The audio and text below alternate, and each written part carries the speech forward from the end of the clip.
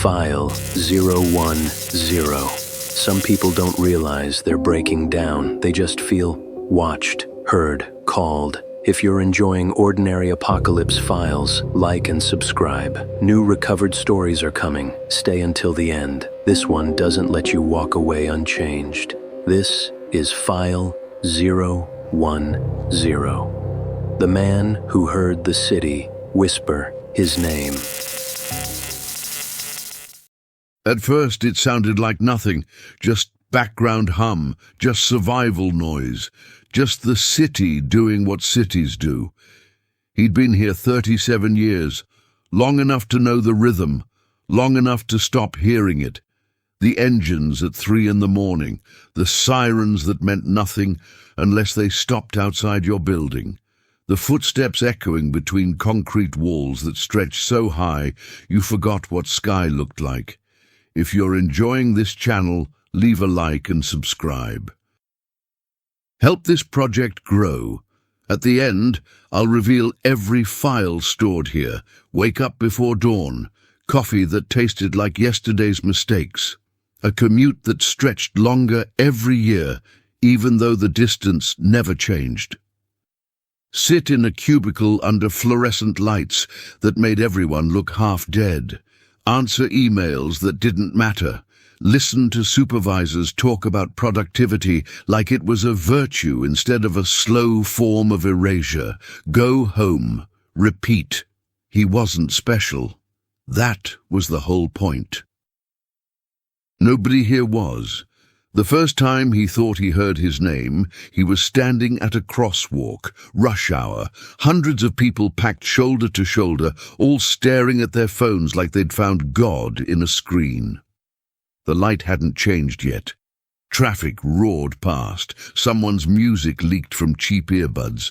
A woman argued with someone on the phone in a language he didn't recognize. And underneath it all, soft, almost playful, his name. Stretched out, distorted. Like someone was calling him from underwater, he turned. No one was looking at him. No one ever looked at him. That's when the fear started. Not the sharp kind that makes you run. The slow kind. The sick kind that sits in your stomach and refuses to leave. The kind that whispers, something is wrong and you're alone with it. He told himself it was stress. Too many late nights, not enough sleep. The brain does weird things when you push it too hard. Everyone cracks a little. The city does that to people, grinds them down until their thoughts start echoing louder than they should, but then it happened again. 3 days later, same intersection, different crowd, same indifference. His name, clear as daylight, woven between the honking and the construction noise 2 blocks over. This time he didn't turn around. This time he kept walking, but his hands were shaking. Over the next week, the city grew louder, not noisier, louder, intentional. Like it was paying attention to him in ways it never had before. Streetlights flickered when he passed beneath them, every single one. He tested it, walked back and forth under the same light 3 times. It flickered each time, perfectly timed with his footsteps. The subway screeched differently when he was on the platform. Not the usual metal-on-metal grinding, something sharper, something that sounded almost like laughter. Billboards seemed to follow him. Not literally. He wasn't insane. But their faces lingered too long, blurred at the edges, unreadable, watching, and always, underneath everything, his name, not shouted, not screamed, spoken, like the city knew him, like it had been watching for a long time. He tried to be rational about it, tried to logic his way out. Auditory hallucinations weren't uncommon in high-stress environments. Studies showed that urban isolation could trigger all kinds of perceptual distortions. The human brain was wired to find patterns even when none existed, especially when none existed. He went to work, sat in his cubicle, pretended nothing was wrong, but he couldn't focus anymore. His supervisor asked if he was feeling all right, said he looked pale, said his productivity had dropped 11% over the last 2 weeks, asked if there was anything going on at home. He said no, there was nothing going on at home. There was never anything going on at home. That was the problem. The city followed him everywhere now, not just outside. It seeped into his apartment, into the walls, into the air-conditioning vents that rattled at 2 in the morning, into the water pipes that groaned like something was dying inside them. He stopped sleeping, started pacing, 3 steps to the window, 4 steps back, over and over, watching the street below, watching the people move like ants, watching the cars flow like blood through veins. The city was a body, and he was trapped inside it. He started snapping at people, at the barista who got his order wrong, at the guy who bumped into him on the subway, at his co-worker who asked too many questions about nothing. He didn't mean to, but the pressure was building. The city knew things about him, things he'd buried, things he didn't talk about. It knew about the promotion he never got, the one they gave to someone younger, someone more energetic, someone who smiled more. It knew about Sarah, who left without explanation after 2 years, just packed her things one Saturday while he was at work and disappeared. No note, no fight, just gone. It knew about his father, who told him once that this city would eat him alive if he wasn't careful, who died 3 years later without ever leaving it himself. It knew about the dreams he'd had when he was 22, the plans, the ambitions, the person he thought he'd become. It knew the exact moment he realized none of that was going to happen. The exact moment survival became the only goal, and it whispered all of it back to him. You stayed, you settled, you disappeared. The anger came slowly, crept in during his commute. During lunch breaks, he spent alone. During nights, he couldn't sleep, not at the city, at himself. Because deep down, underneath the fear and the paranoia and the exhaustion, he understood something terrible. The city wasn't haunting him. It wasn't alive, it wasn't whispering anything new. It was just reflecting him back to himself.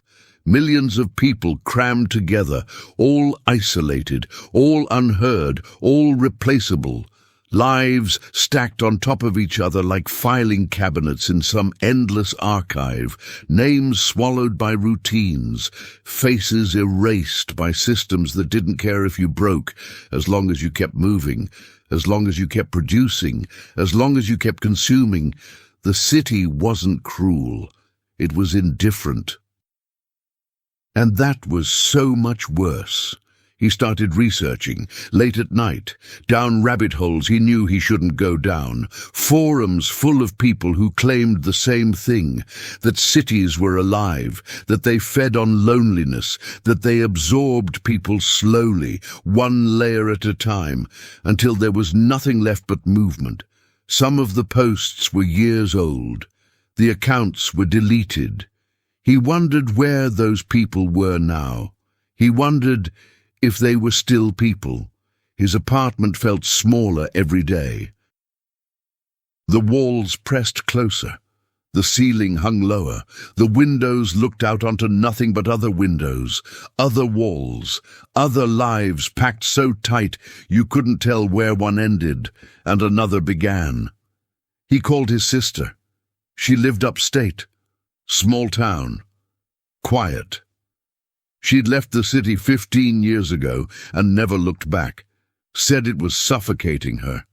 Said she couldn't breathe. He hadn't understood then. He understood now. The phone rang 4 times before she picked up. "Hey," she said. surprised. They didn't talk much anymore. "Hey." Silence. "You okay?" she asked. "Yeah, just wanted to check in." More silence. "You sound tired," she said. "I am. You should visit. Get out of there for a weekend." He almost said yes. Almost. But he knew he wouldn't go.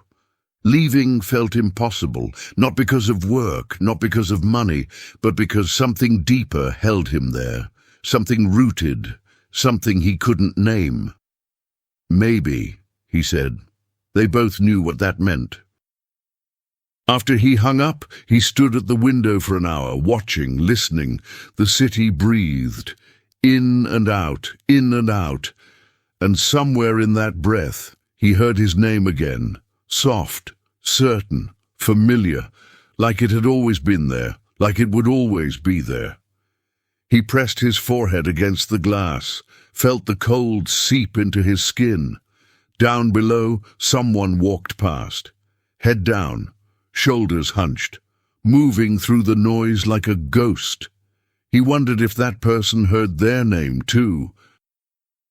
He wondered how many people did. He wondered how many had already stopped hearing anything at all. The breaking point came on a Tuesday. Nothing special about it. Same routine, same commute, same cubicle, same fluorescent lights that made his eyes hurt if he stared too long. But something shifted. He was sitting at his desk when he noticed the silence. Not actual silence. The office was never quiet. Keyboards clicking, phones ringing, the distant hum of the air conditioning. But underneath it all, a gap, an absence. The city had stopped whispering. For the first time in weeks, his name wasn't echoing through the noise. It should have been a relief. It wasn't, because the silence felt worse, like something was holding its breath, like something was waiting. He left work early, told his supervisor he wasn't feeling well, which was true. He hadn't felt well in so long, he'd forgotten what normal felt like. The streets were crowded, always were at this hour. Thousands of people moving in every direction. A human river flowing between steel and glass. Everyone going somewhere. Everyone late. Everyone alone. He walked faster than usual. Didn't know where he was going. Just knew he had to move. The buildings seemed taller than they had that morning. The shadows stretched longer. The air felt thicker, harder to breathe, like the city was closing in on itself. He turned down an alley he'd never noticed before. Strange, considering he'd walked this route for years. But there it was, narrow, dark, lined with dumpsters and fire escapes that zigzagged up into nothing. He should have kept walking. He didn't. Halfway down the alley, he stopped. Someone was standing at the far end, silhouette, no features, just shape. "Hello," he called out. His voice echoed wrong, bounced off the walls too many times. The figure didn't move, didn't respond, just stood there. He took a step back, then another. The figure stepped forward, matched his pace exactly. He turned and ran, back to the street, back to the crowds, back to the noise and the light and the suffocating press of bodies that at least felt real. When he looked back, the alley was empty. Just shadows, just brick, just nothing, but his heart wouldn't stop pounding. That night, he didn't go home. Couldn't.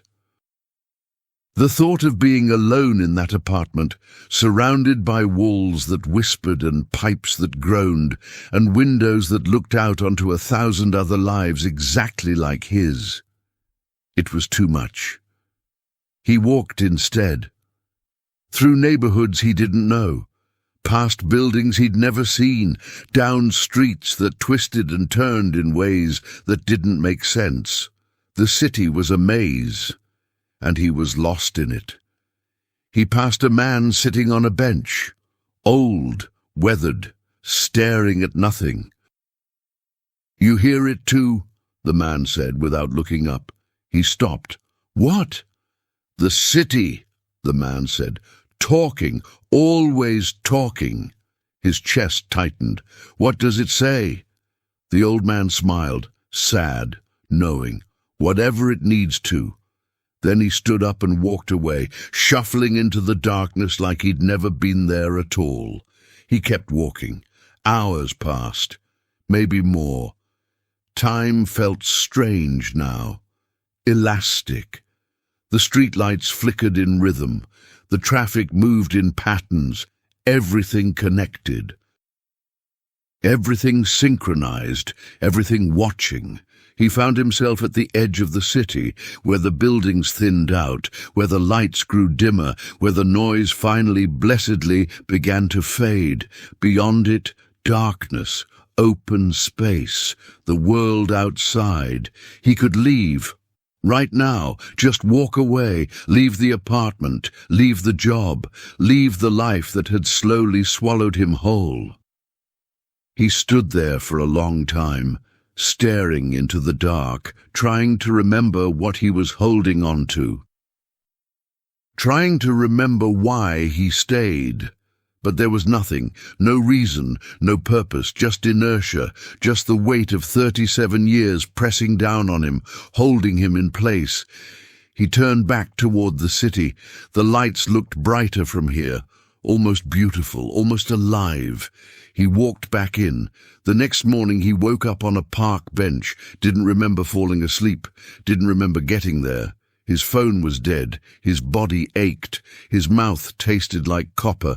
People walked past him. Joggers, dog walkers, parents with strollers. No one stopped, no one asked if he was okay, no one looked at him at all. He was invisible. He'd always been invisible. The realization didn't hurt anymore. It was just a fact, like gravity, like time, like the way cities grow bigger while the people inside them grow smaller. He went to work, sat at his desk, opened his email, 500 unread messages, requests, deadlines, reminders about meetings he'd missed. He deleted them all. Every single one. Then he stood up and walked out. His supervisor called after him. He didn't turn around. The streets felt different now. Not hostile, not indifferent, familiar, like coming home, like he'd been walking these streets his entire life, and only now realized they'd been walking him too. The city wasn't whispering anymore. It didn't need to. He finally understood the message. The city didn't want to destroy him. It didn't want anything from him. It just wanted him to keep moving. Keep breathing, keep existing in the spaces between. Another body in the machine, another pulse in the network, another life reduced to function. He walked for hours, through crowds, through silence, through rain that started falling without warning, soaking him to the bone. No one offered an umbrella, no one noticed. He passed a reflection in a storefront window. For a moment, he didn't recognize himself. The man looking back was hollow, transparent, like he was already fading. He reached out, touched the glass. The reflection didn't move. He pulled his hand back, kept walking. The last time he heard his name, it didn't come from outside. It came from inside his own head, calm, certain, final, like a door closing, like a light going out, like a file being marked complete and archived forever. He stopped walking, stood in the middle of the sidewalk while the crowd flowed around him like water around stone. He closed his eyes, listened. The city was breathing, in and out, in and out. And somewhere in that breath he felt himself dissolve, not violently, not painfully, just gone. Another man who faded into the noise, another life reduced to movement without meaning, another presence erased without consequence. By the next morning, No one noticed he was gone. His desk was cleared, his emails forwarded, his position filled. The supervisor sent a memo. Something about restructuring, something about efficiency. No one asked what happened to him. No one remembered his name. The trains still ran. The traffic still moved. The buildings still stood. The city kept breathing. And somewhere between the concrete and the silence, between the noise and the nothing, his name stopped mattering at all. Because that's what cities do. They don't destroy you. They don't even notice you. They just keep going. And eventually, so does everyone else, leaving you behind, leaving you nowhere, leaving you as nothing but an echo that no one hears, a whisper that no one answers. A life that no one mourns. The city doesn't remember, it doesn't need to. There's always another person walking the same streets, another face in the crowd, another name waiting to disappear. And the machine keeps turning, the system keeps running, the world keeps spinning, while somewhere, buried in the archives of forgotten lives, a file closes. A light goes dark. A presence becomes absence, and the city whispers to someone new.